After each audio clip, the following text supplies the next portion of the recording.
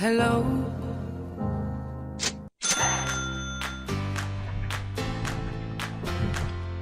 What would you say if I tell you that your friends tend to be better looking, healthier, and nicer than you? What the fuck? Have you ever thought about why your friends seem to have more friends than you do? Or why in other people's lives there seems to be more going on than in yours? Well, as it turns out, this is exactly the friendship paradox. A random friend of a random person is not random anymore. In fact, that person is more likely to be better connected. Let's get into it. So what is the friendship paradox? Well, it's really one of those things that is really hard for us to understand from our point of view. But from the broader macro level perspective, it makes an awful lot of sense. The paradox really refers to this observation that on average, the friends of your friends have more friends than you have. It has to be like that. It's deductive logic. So let's get into it. So the friendship paradox starts with social networks. And with social networks, I refer to a very general thing. That's like people as actors being connected with each other somehow. And that connection could be being a friend, or it could mean being in love, or it could mean hating somebody, or it could mean having a business relationship with somebody. So there are all sorts of relationships that we can look at in social network analysis, and we can visualize that like that. There are people and they are connected with each other. And now the friendship paradox comes in, and it is from this reading that you guys had to do. Scott Feld, a really cool reading. I really liked the reading, but I also really liked the guy. And the reading was like, why your friends have more friends than you do. And in that paper, Scott Feld basically says that on average, your friends have more friends than you do. What the fuck? That's the paradox. How can that be? Okay, so bear with me. At the core of this really stands the following idea, that the people who have many friends, now imagine somebody who has tons of friends, like hundreds of friends, that person shows up in many friendship relationships. So lots of people see that person who has lots of friends. While in contrast, imagine a person who has, maybe 2 or 3 friends, and then only 2 or 3 friends see that person who has only 2 or 3 friends, right? So the relationships are also the way for how we get information. And then the person who has lots of friends shows up in many friendship relationships. The person who has lots of friends shows up in more friendship relationships. So more people see that that person has lots of friends compared to the person who doesn't have many friends. Okay, this is confusing, but at the end of the day, it is pure logic. It's so clear and straightforward. It has to be like that. Actually, it has to be like that as soon as some people have more friends than others. So here I have a little example. So let's look at that. That's a classic example network. Actually, it comes from a study by James Coleman on schools. And, we have a small little network. People connected with each other through friendships. So what you see here is a couple of people, they have their names and they are connected with each other. These are friendships. These are friendship relationships. And now next to a person, you see 2 numbers. Let's look at Betty, for example. You see Betty here and Betty. Now we have 2 numbers here, 1 and 4 in parentheses. So what do these numbers stand for? Well, 1 means Betty has 1 friend. So the first number really is how many friends does a person have. So the first number here is 1. For Sue, that number would be 4. Sue has 4 friends. 1, 2, 3, 4. Okay. So that's the first number. Like how many friends do people have? The second number now tells us what is the average number of friends that that person's friends have. And well, when we look back at Betty, Betty has 1 friend. only one friend, Sue. And now we're asking how many friends, what is the average over the friends of Betty's friends? Betty only has one friend, Sue, and Sue has 4 friends. So on average, in this case, that's just 1. Betty's friends have 4 friends. That's where this number comes from. Let's look at another example where this average number of friends maybe gets a little clearer as well. Let's focus in on Dale. Dale has 3 friends by himself. But then the average number of friends is 3.33. So where does that come from? Well, Dale has 3 friends. There's Sue, who has 4 friends. There's Alice, who has 4 friends. And there's Jane, who has 2 friends. Yeah? So if you kind of add that up and take the average, 4 plus 4 plus 2, that's 10. And we divide that by the number of friends that Dale has, 10 divided by 3. Well, then you end up with 3.33. So on average, Dale's friends have 3.3 friends. It looks more complicated than it actually is. So the first number really is like how many friends does that person have?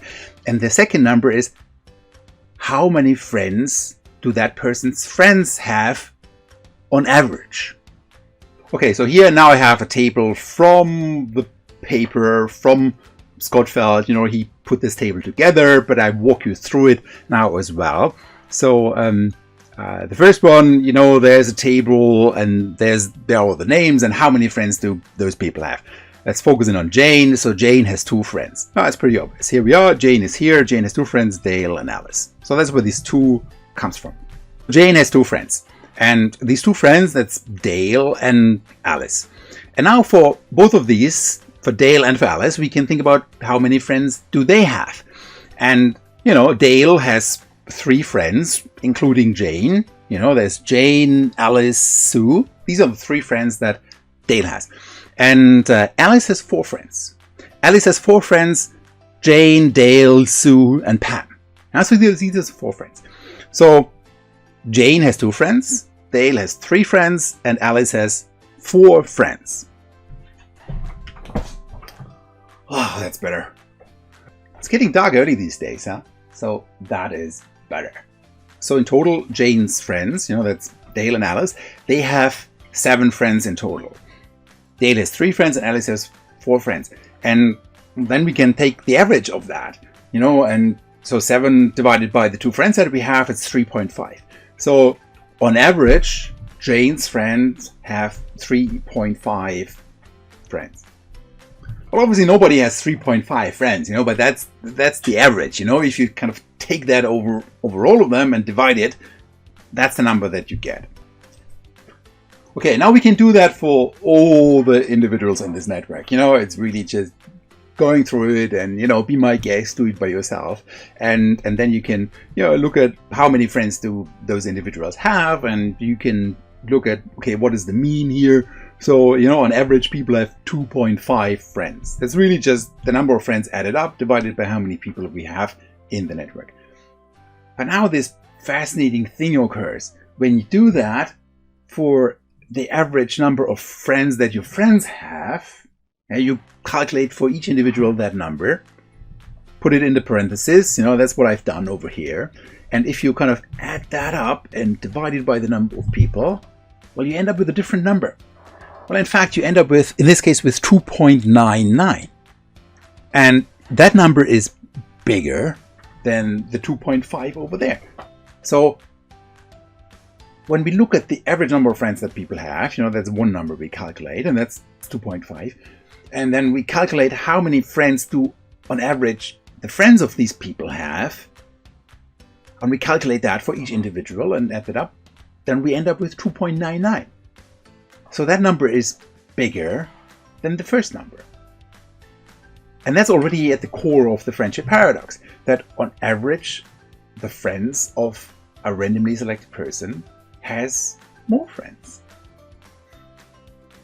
It's really odd, but at the end of the day, it really has to be like that. It's really straightforward. It's what we call deductive logic, because those people who have lots of friends, they show up in more friendship relationships. So that means they are counted more often. Maybe you can relate to this in the context of Twitter. Here we call this the virality or the activity paradox. But it's essentially the same thing. And here it refers to this phenomena that most of the people, over 98% of the people on Twitter, have fewer followers than the people who they follow. How can that be? Well, again, it's pretty straightforward, because imagine somebody who has 1 million followers, and that person is seen by 1 million people as having 1 million followers. While if you only have 100 followers, only 100 people see that you have 100 followers. So essentially the person with 1 million followers gets counted 1 million times, while you with only 100 followers, you can only get counted 100 times. It's sometimes hard for us to understand that, because we cannot see the structure that is at play here, this macro thing. And you observe things through your social relationships, but you're hardly ever aware of the fact that what you do observe is incredibly, incredibly biased. And it's simply biased because you're more likely to see something from the people who are better connected. The people who are not well connected, you don't see them. And because of that, your perception of the world is very much distorted towards the people who are more connected. So you see all those influencers on Instagram, on Twitter and elsewhere, and you think that they represent the real world. But they do not. And they do not represent the real world because the 98% of the people who have far fewer connections, you don't see them. And that's really difficult for us to understand, that there is lots of stuff that we are not aware of. We make sense out of what we see and then pretend that this is a representation of the real world, while in fact it isn't. Okay, so here I have a little video that explains this maybe a little better than what I did. Your friends are probably more popular than you are. And it's not just you either. I can say this with a lot of certainty because this actually applies to most people. But it's not really a bad thing. Let me explain. First, we need to understand that, oddly enough, comparing yourself to your friends is not that accurate a comparison. For instance, people with few friends are not that likely to appear in your list of friends, but much more likely to exist in the general public. In statistics, this is called sampling bias. In other words, the sample of people you're comparing yourself to is biased compared to people in general. There are relatively more people with lots of friends and relatively fewer people with not a lot of friends. But the question still remains, how can most people's friends be more popular than them? Wouldn't we run out of people if we continue this trend? Well, you have to remember that people can count more than once if we take a step back. Looking back at the web of friends from earlier, it seems that this person over here makes 5 people seem less popular. But this person over here, they don't influence anyone's numbers. As a general statement, the more friends you have, the more averages you influence, and so the effect applies without us ever running out of people. So next time you find yourself saddened by how many more friends everybody seems to have, just remember, it's all probably just a bit of math trickery. Okay, so the friendship paradox is like this weird little thing that your friends on average have more friends than you have. That doesn't mean that some people have more friends than their friends, but if you would pick a random person in this world and you would pick a random friend of that person, chances are that the second person, this random friend of the random person, has more friends. What the fuck? It really is fascinating. It means the random friend of a random person is not random anymore. And it's not just a cute little thing. And actually it has real world implications that people aren't really aware of. And one domain where it really matters is for the spreading of a disease. And here's a study by Christakis and others, Christakis and Fowler, where they used this friendship paradox to get a better indication for when the outbreak of a disease occurs. So what's the idea here?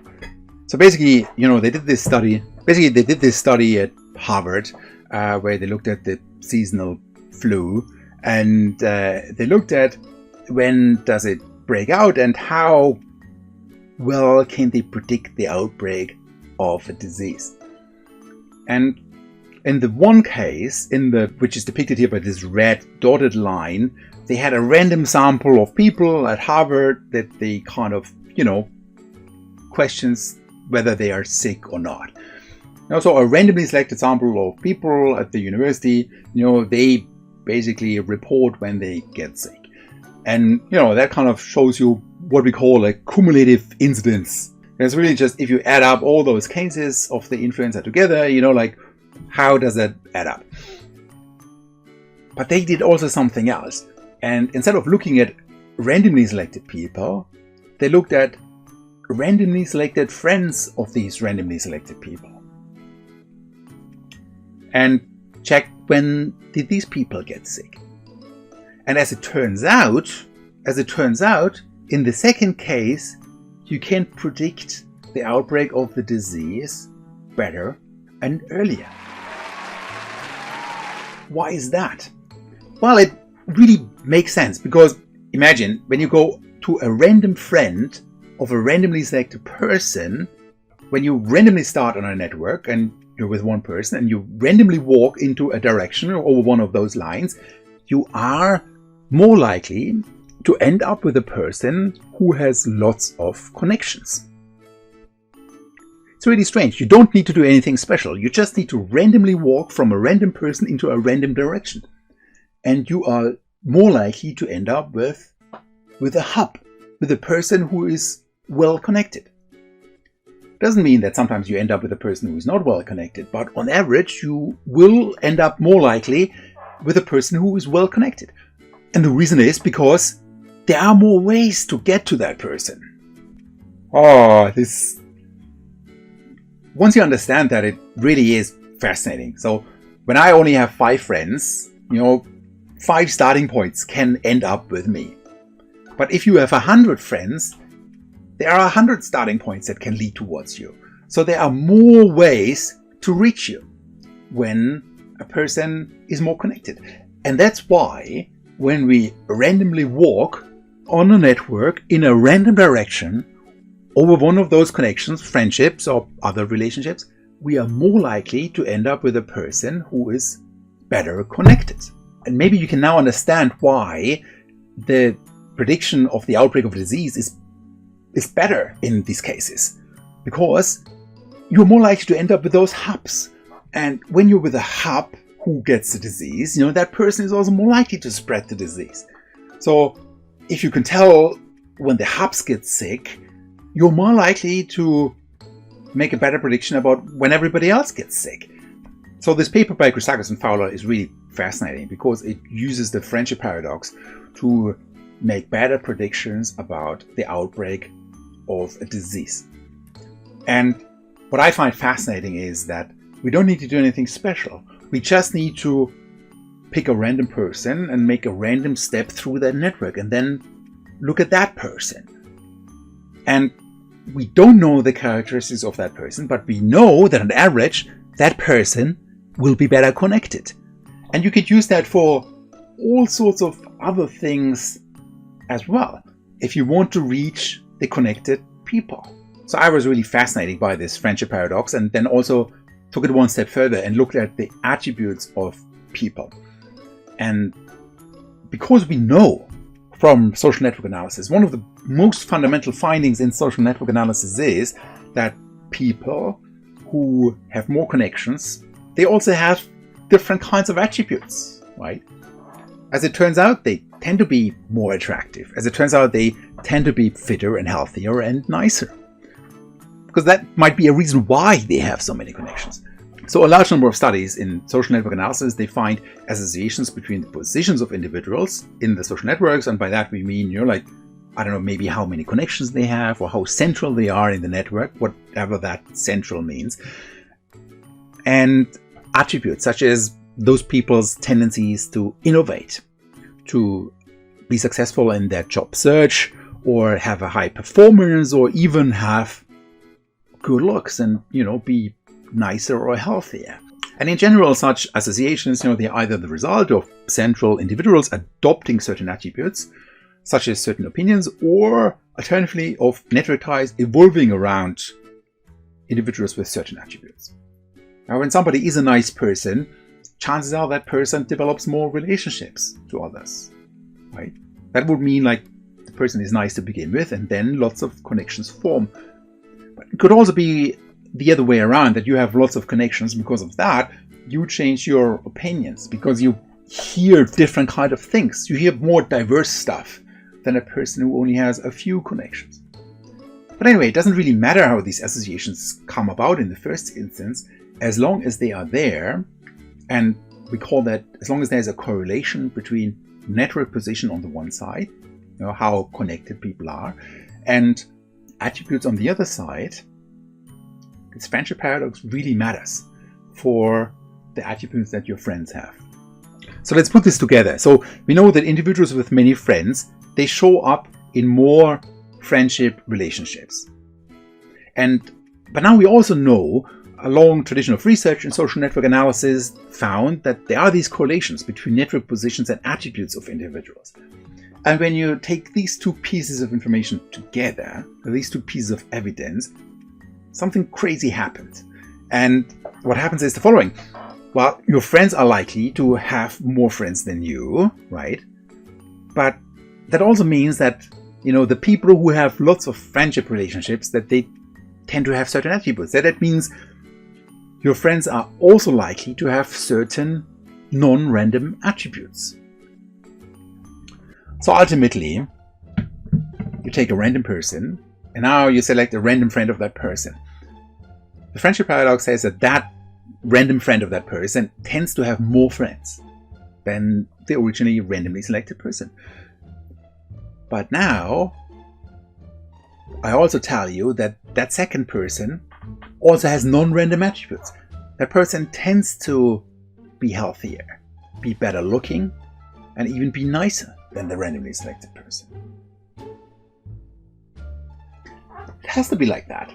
It has to be like that when you end up with people who are better connected, and there are these associations to begin with.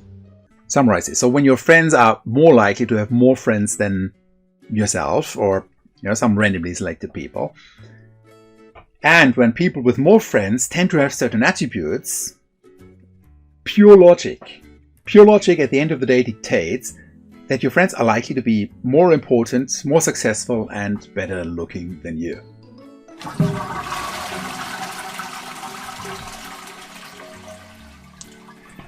And that's what we call the generalized friendship paradox. So I wrote a paper about that. I made the mistake of not naming that thing. The other dudes, Eom and Yo, they named it. They called it the generalized friendship paradox. But in my paper, it was exactly the same thing already as well. So the randomly selected friend of a randomly selected person is not random anymore. In fact, that person is likely to have more friends, him or herself, and also have certain attributes that are correlated with having lots of friends. And these attributes tend to be being more important, more successful, and better looking. So I went out and did a study on this because I thought it was just too cool to not do that. And what I did is I randomly selected random public Facebook profiles. I had them put them in the random group, and I scraped the information. I scraped the profile picture. I scraped the information of the people that were publicly available. And then what I did, for each one of those people that I had selected, purely by chance, on Facebook, I randomly selected a friend of them. Also where the public information was available, for each one person in the random group, I matched one randomly selected friend. And I put those people in the friend group. And so for each one I had 1,000. So 1,000 randomly selected people and 1,000 randomly selected friends of these 1,000 randomly selected people. So in total I had 2,000 people. 1,000 in the green group and 1,000 in the red group. And then what I did, I set up pairwise comparisons. And in fact, what I did, I had a website, and at the time I was in Stockholm, so I asked students at Stockholm University to go to that website, doesn't exist anymore, don't go to it. But that's what they were presented with. They were presented with 2 randomly selected profile pictures from these 2,000 people in total. And they had to click left or right, which one they thought looks better. So I had all these comparisons, randomly selected pairs. And based on that, I could then calculate using multidimensional scaling. It doesn't really matter how exactly, but I could calculate an crowdsourced, somewhat objective attractiveness score for each of my 2,000 people in my study. And now the fascinating thing is the following. Like, your gut feeling tells you, well, that there shouldn't be any reason why, the people in the green group should be more or less attractive than the people in the red group. Yeah. Remember, the people in the green group were the guys that are randomly selected, 1,000 randomly selected profiles on Facebook. And then the people in the red group were the randomly selected friends of the people in the first group. So the finding is that, in almost 53% of the cases, the randomly selected friend looked better than the randomly selected person. The randomly selected person only looked better in around 43.3% of the cases. There were a couple of cases where the two had the same score, but if you compared a randomly selected person in the green group with a randomly selected friend of that randomly selected person in the red group, on average, the people in the red group, they were more attractive. So I did show that on Facebook, randomly selected friends of randomly selected people tend to be more attractive. So how does this come about? Well, this is a function of the friendship paradox. First of all, we have people that have more friends than others. There's an unequal distribution. Some people have lots of friends and others have few friends. And then we have a correlation. It could go from -1 to +1. It's relatively small, but it's positive. That means that people who have more friends tend to be better looking. And these two things together, they produce the result that we have. Oof. So the friendship paradox is one of those very interesting things that you need to put your head around a little bit. But once you understand it, it really is super clear. It has to be like that. It really comes down to this thing that the people who have lots of friends are seen by lots of other people to have lots of friends. By contrast, when somebody has only a few friends, only few people see that that person only has few friends. And that essentially leads to sampling bias. And we do observe that in other contexts as well. So you observe, for example, city centers busier than they actually are. And the reason for that is that when the city center is not busy, nobody is there to observe that it's not busy. While on a Saturday afternoon, when everybody is out there doing their weekend shopping, more people are there to observe that lots of people are in the city center. And the same thing also applies for average class sizes in schools or for modules at universities. There are some modules that only have a handful of students, but only a handful of students experience that module as having very few students. Most of the students will experience the modules being really big because this is where most of the students are. And when you take this phenomena, it really affects how we experience the world. And, in analytical sociology, think about our micro-macro schema. You have the macro level on the one side, and we want to know how it affects the micro level. And this is where the friendship paradox comes into play. Because individuals experience the world different than it actually is. And partly that is because of the network structures that we are embedded in.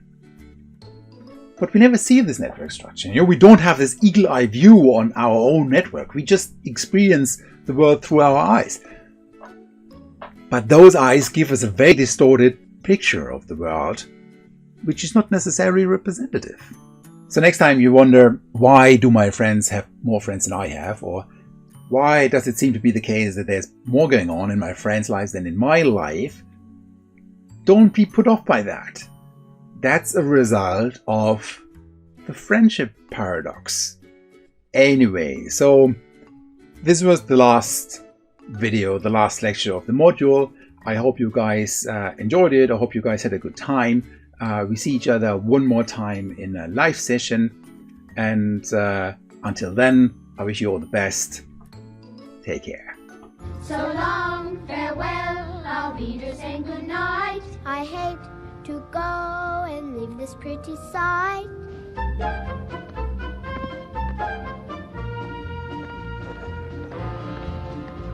So long, farewell, I'll be there saying adieu. Adieu, adieu, to you and you and you.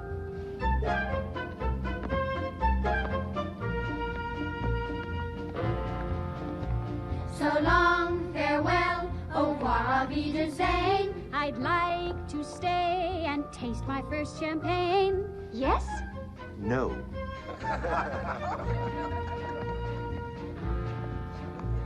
so long, farewell, I'll be there saying goodbye. I leave and heave a sigh and say goodbye.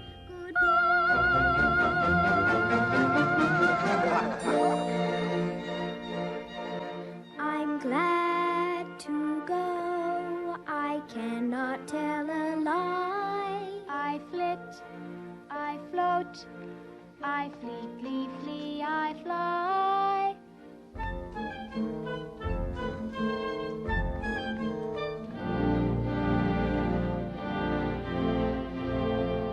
The sun has gone to bed, and so must I.